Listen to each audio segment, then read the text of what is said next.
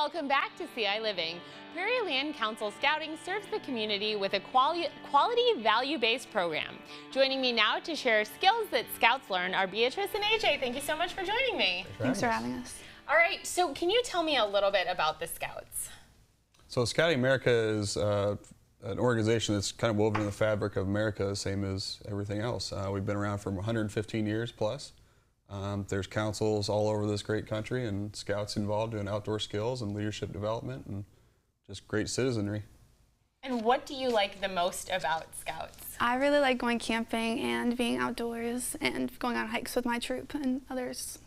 So that's kind of what we're going to focus on today is some of the outdoor skills. So if you're out and you have to cook, there are some special things that you learn in Scouts of how to cook over a fire. So what are we doing today?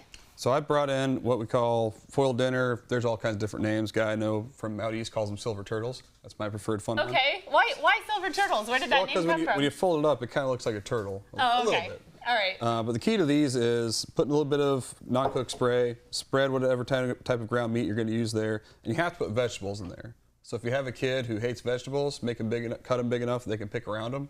Okay. So they can eat the parts they actually like. Right. But the vegetables provide moisture to the food. And then, like Dolan taught us with the fireworks thing, you need more salt than you think. This is not a time for extra moderation because it tends to come out bland if you don't put lots of salt on there. But gotcha. Peppers, carrots, onions, potatoes, whatever type of vegetables, water, either put it in there.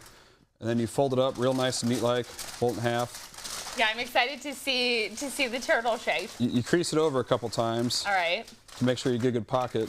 Okay. You fold it in both sides, real tight.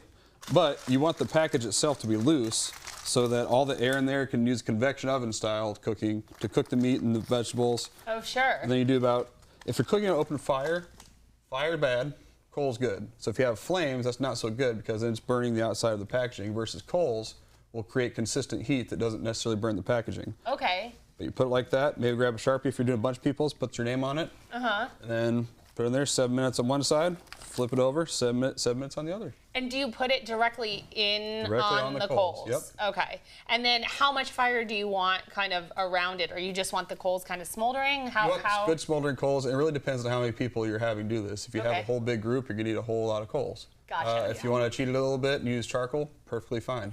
And is fire starting, I imagine, is also a skill that you learn in Scouts. So ultimately you get this all prepared and then how do you start the fire?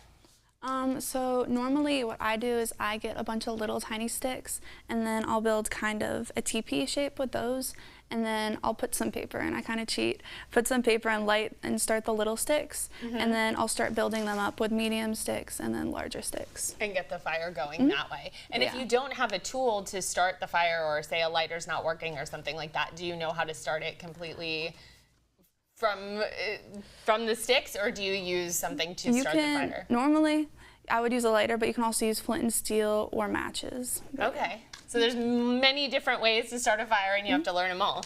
All right, so that's how you cook dinner, and then I see you have some dessert here as well, right? So these are banana boats. Okay. So what you do for these is you want to start with one, and then you can put chocolate in it. Just line it with chocolate. Okay, so you've cut it open, and I see you have tool here. Is this something else you've learned how to use in Scouts? Okay, great. So you slice it open. You put some chocolate chips in there. Chocolate down the center, okay. And then I like to put marshmallows in here just to get those gooey. Ooh, that's a good idea. Yeah. This is like a s'mores plus, right? So do I use this to cut the marshmallows? I cut them into thirds. Right? Okay. Yeah. Cut it into thirds. Maybe like. That's good too. Okay. I'll cut them into half. We'll do bonus marshmallow in this one. How's that? Yeah. And then just put it in. And then I like for this one I put more chocolate chips. It doesn't matter really. If you want the want the extra. And then once you finish, I put an extra marshmallow there. It's sitting there, why not? then once you finish, you're gonna grab the corner. Okay. And then you're gonna just start rolling it. And does this have a special name like the turtles? I think I just call it banana boats. Banana boats? Yeah. That's fitting because it does. It looks like a boat. It's made out of banana. I like And then the banana will get all nice and mushy and gooey when it's in the coals, and it'll warm up, and it's really nice. And then do you eat it with a spoon, or do you have to like squeeze it out? I normally eat with a spoon, but we have forks right now, so we're gonna eat it with a fork. We'll eat it with a fork today. I think it'll work. All right, so we'll do that. Okay. So those are ready. And then these you... Yeah, so through movie magic, we already have some prepared. No, I'm just kidding. we pre-cooked.